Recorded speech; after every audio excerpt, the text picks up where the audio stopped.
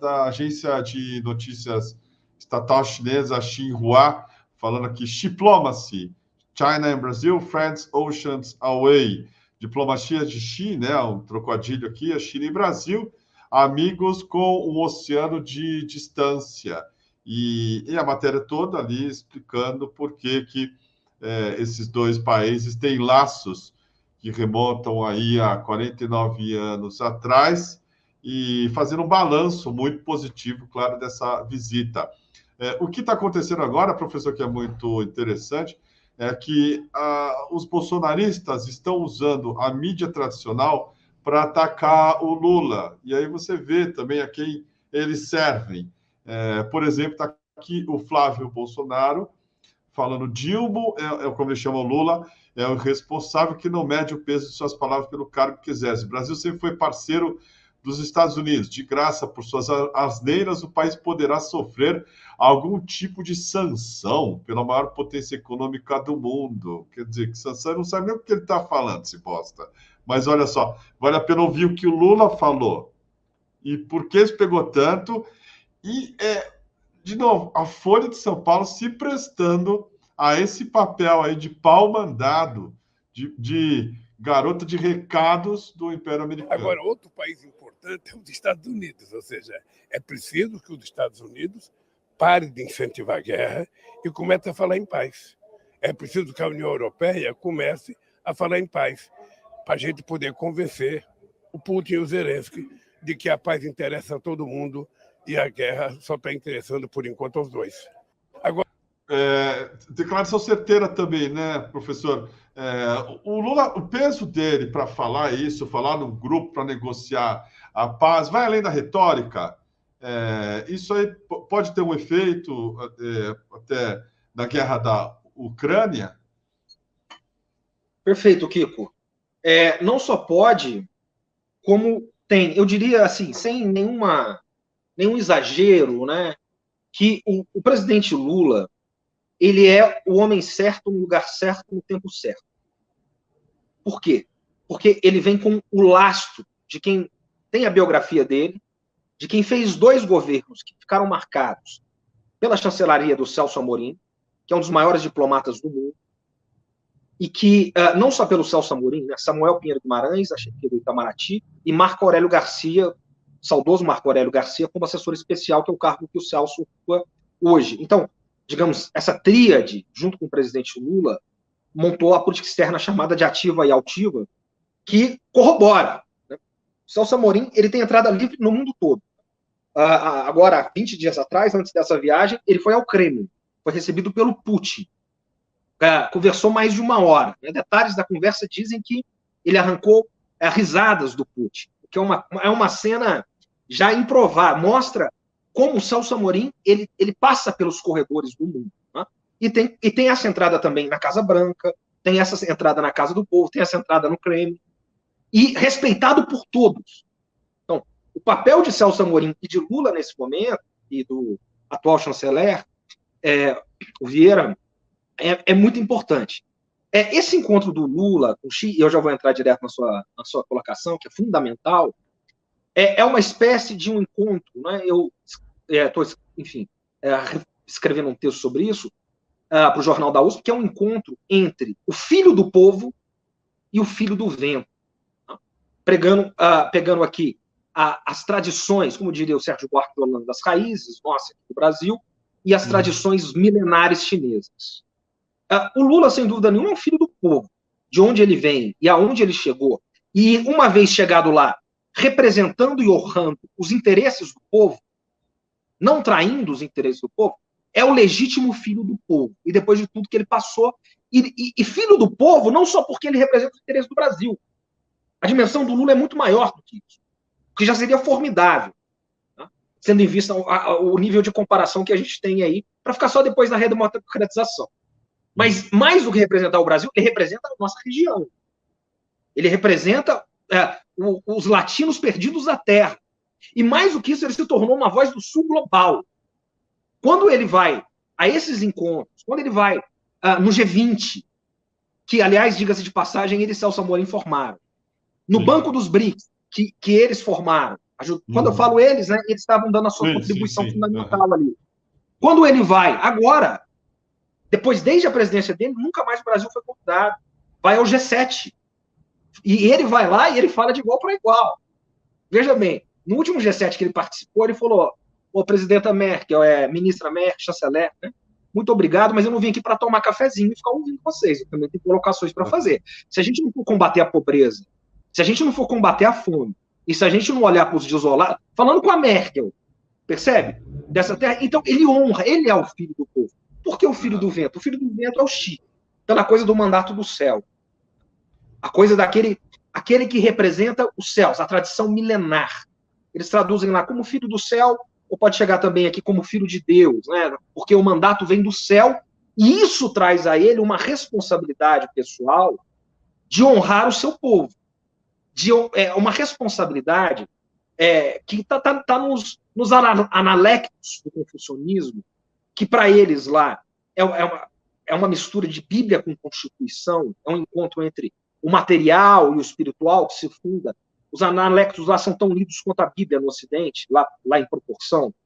E vai dar base aos princípios constitucionais a ideia de que tudo está sobre o céu. De maneira que isso gera a política externa deles. E gera a política externa, e é importante a gente falar isso, porque nós estamos falando de uma disputa hegemônica, não tal qual a norte-americana, que é fundada no destino manifesto. É fundada num excepcionalismo missionário, que você conhece muito bem. O excepcionalismo missionário é a crença de que os Estados Unidos estão acima de qualquer nação, porque foram ungidos, foram escolhidos. O destino manifesto. É a cidade acima da colina. É isso.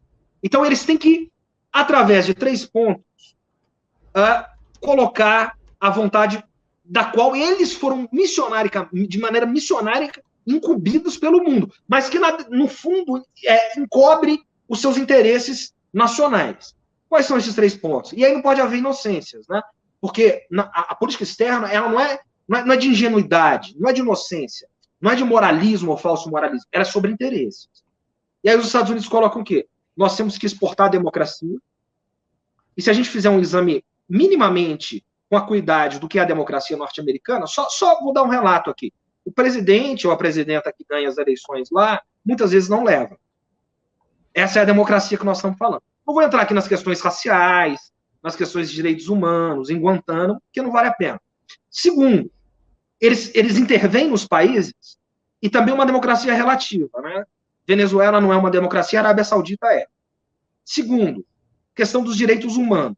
Nós temos que levar direitos humanos. E terceiro, liberalismo. Então, essa é a agressão que eles estão agora sobre sobre a China e o seu eixo. Então, é um mundo formulado por Blinken e Biden das democracias versus autoritarismos. E os chineses não debatem isso. Porque a lógica chinesa é de uma lógica milenar, na qual a China, nos últimos 20 séculos, eles estiveram fora do jogo só no último século e meio, desde a Guerra do Ópio até o final do século XX, em que eles foram humilhados. É um século de humilhação. Se você pegar os 18 séculos atrás, a China foi a maior economia do mundo. O sistema era sinocêntrico. Era uma hierarquia de poder, de política internacional, na qual a China esteve no topo. Agora, portanto, não se trata da China disputar a hegemonia global. É dela reocupar um espaço que sempre foi dela. E o imperador, lá atrás, ele tinha essa noção. E o Politburo tem essas tradições e resgata isso. Por isso, o Xi, né, com uma tradição também que não invade outros países, que não entra para anexar outros países, mas numa ideia meio de que se expressa nas novas rotas da seda, do intercâmbio, das trocas, do diálogo. Porque as rotas da seda são mais que isso. As rotas da seda, ao contrário do que pensa a lógica atlanticista, não é comércio, um ganha e o outro perde. Não é soma zero. É o win-win. Os chineses é o win-win. Os dois lados ganham. Então, o que é as rotas da seda? Mais do que um intercâmbio comercial, é um intercâmbio cultural. Então, quando você entra nas novas rotas da seda, Kiko, a ideia é que você interage com outras pessoas, você deixa ali a sua cultura, deixa o seu valor. A cultura dos chineses é essa. Depois de um encontro assim, você não é mais o mesmo. E a pessoa não é mais a mesma.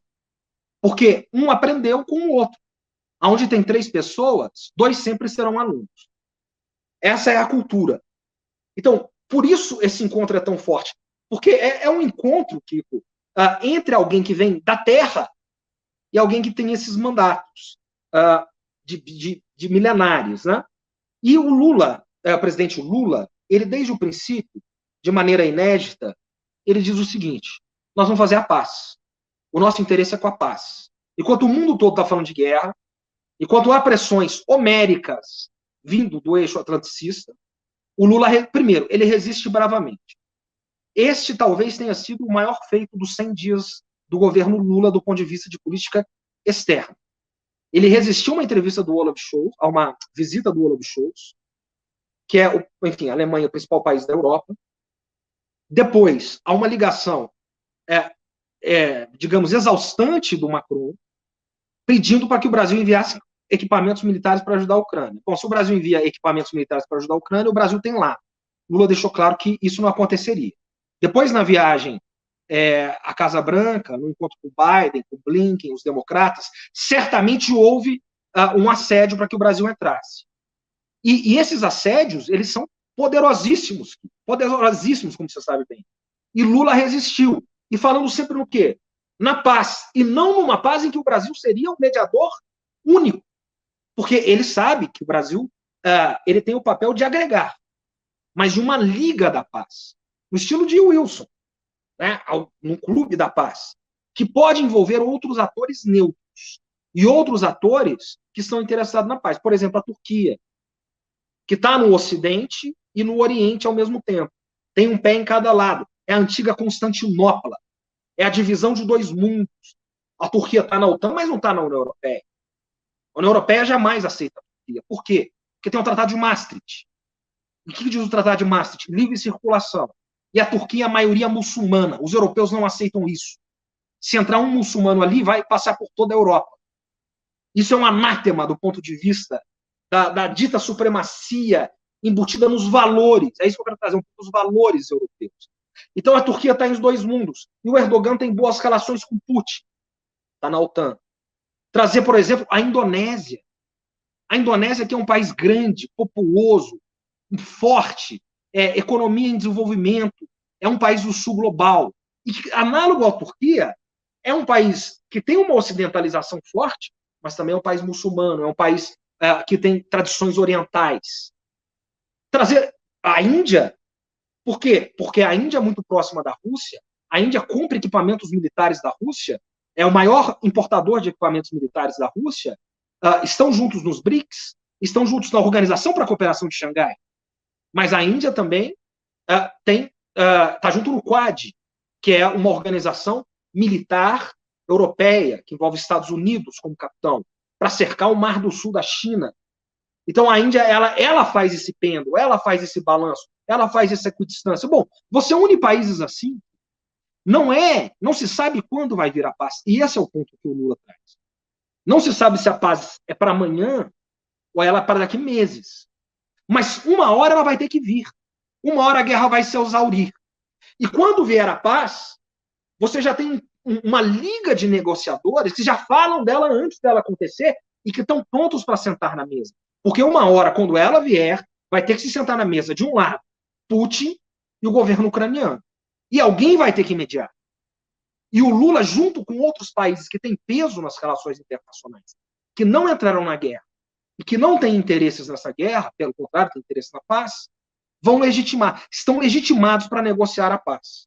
E só para fechar, ele volta com uma conquista diplomática dessa viagem ao antigo Império do Meio, uma conquista nesse sentido, que no memorando final há um acordo entre Brasil e China de que a paz, há um entendimento de que a paz ela tem que ser negociada, ela deve ser negociada, a guerra não interessa a ninguém, e que o Brasil ele valoriza os 12 pontos de paz que foram estabelecidos pela China.